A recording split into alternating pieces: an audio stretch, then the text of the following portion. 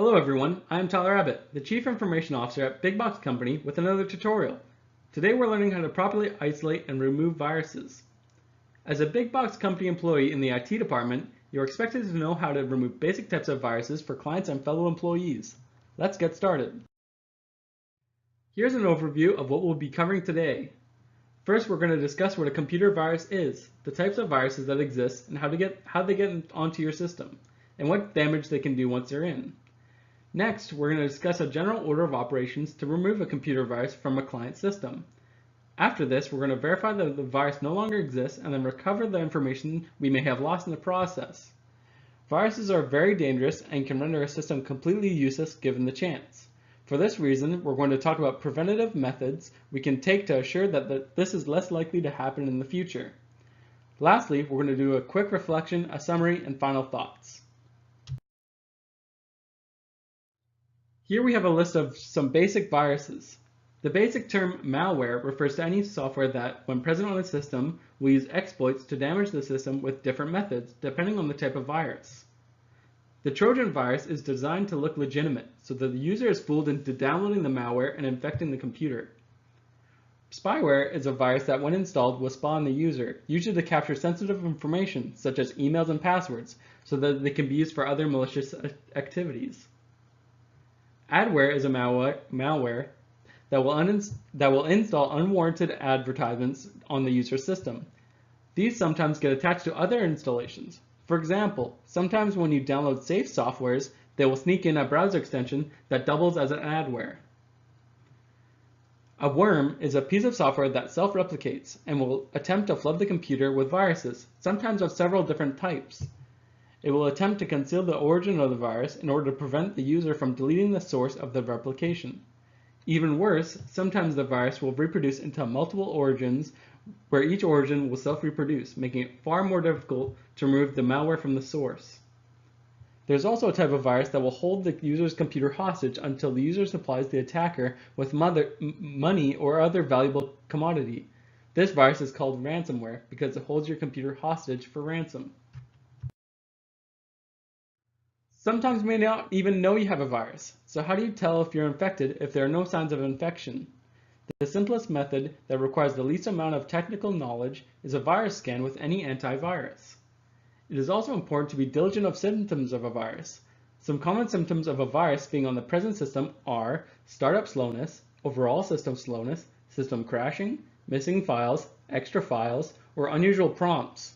In general, if something feels wrong, it pays to rummage around through your system files for irregularity or run a system virus scan.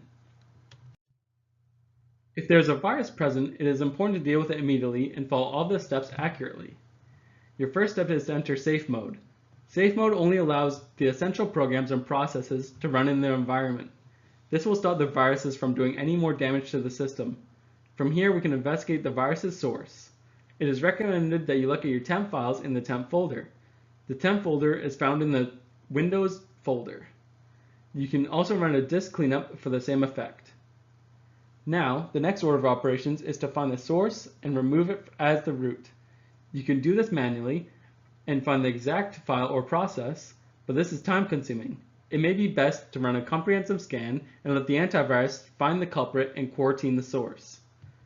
Once this is done, we can assume that the virus is no longer present, and we should verify that the virus no longer exists. Once you, as the expert, believe that the virus no longer exists, we should be wary of any other symptoms mentioned previously, such as slowness, unusual interfaces, system crashing, or other failures. It is recommended that you do a second comprehensive scan to confirm that the virus is no longer on the system. The next step is to make sure that there are no missing files, as some viruses may delete important files on the system. This is where backup files are vital. Understandably, a lot of our clients do not make regular backups as it takes up a lot of disk space, or they do not know how to make a routine backup. If the client is using a Windows computer, you may use a restore point to a point in time where the virus was not on the system. Doing this has drawbacks because you may lose files on your present system that are not on the restore point. You can also use third-party software to recover lost data, such as Disk Drill Basic, Recuva, or Test Disk. Some of our clients have very sensitive information that must be recovered no matter what. If we cannot do it ourselves with backups, restore points, or third-party software, the last resort in any case is to consult our partnering company, OnTrack, where they will handle any file recovery that cannot be solved simply. Once the system is back into a usable state, we must make sure to take preventative measures to ensure that the client does not encounter another virus again. In this slide, a subset of all possible antivirus softwares that may be on the system are present. We must consult the client as to what antivirus they currently use and check to see if they are up to date. If they do not currently have an antivirus software installed, we encourage them to use Malwarebytes, but it's the client's final say as to what antivirus software they wish to use. Big Box Company prefers to use Malwarebytes because in testing, it has the highest rate of virus detection against all of the other competitors. You will be taught how to properly use Malwarebytes in later tutorials. Finally, we need to remind the client about safe internet browsing and to be conscientious of what they do online. So, we've covered a lot of ground, and it's recommended that you rewatch this video or other parts of it that you may have missed.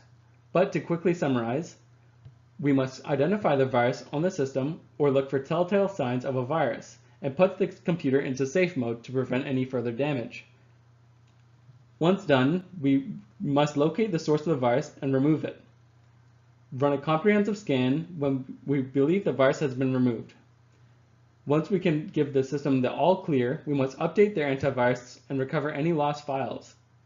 If they do not have an antivirus, we encourage them to use Malwarebytes. We need to also remind the client about safe surfing online. Some things to remember are, there are 5 basic types of malware that you need to know as a member of Big Box Company support staff: adware, ransomware, Trojan, worm, and spyware. Temporary files are kept in the Windows directory. Restore points are a convenient way to recover lost files. Remind the client that it is best to make backups of their file system routinely. If you cannot restore a client's lost file, refer to OnTrack.